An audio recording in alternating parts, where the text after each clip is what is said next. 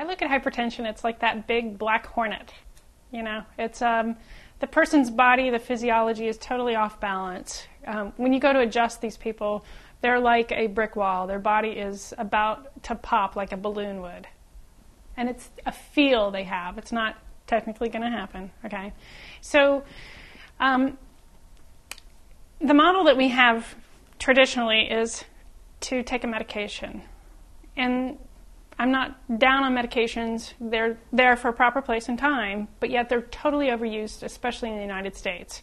And if somebody's truly on a medication for a long period of time, they're not correcting the issue. They're just covering it up.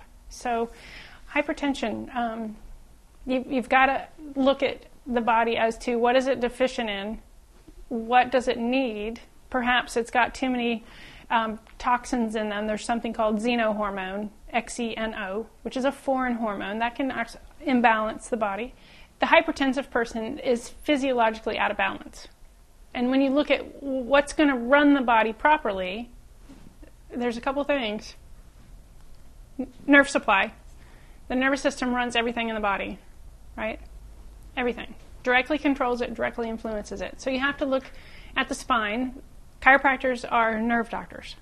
You look at the spine to see what misalignment's going on. How can you alleviate that so the body is actually more balanced after the adjustment? The harmony comes back. And then you have to look at whole food nutrition, not synthetics, to fill in those gaps where they're nutritionally deficient. And then you have to look at the body, what it's been exposed to toxic-wise. And the definition of toxin people get fearful of, and the medical model kind of thinks of, you just had gasoline thrown on you. No, it can be lotions all the time. It could be medications you're taking, things you do inhale, Clorox, something like that. It could be the fabric softeners you're putting in your clothes. Those all get into your system, and they do accumulate, and you have to have a properly functioning body, nervous system, liver, and et cetera to make your body function better. So when you look at somebody that is hypertensive, you got to fill in the gap. You got to know that they're not having that problem because they're lacking in medication.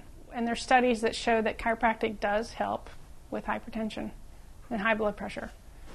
When you get back to the root of what runs the body, you make that free and clear of problems or interference, the body can adapt better and become more balanced. So there's totally different avenues for everybody, but it gets back to the basic things. How's that nervous system working, and what are you sufficient in, and what are you toxic in?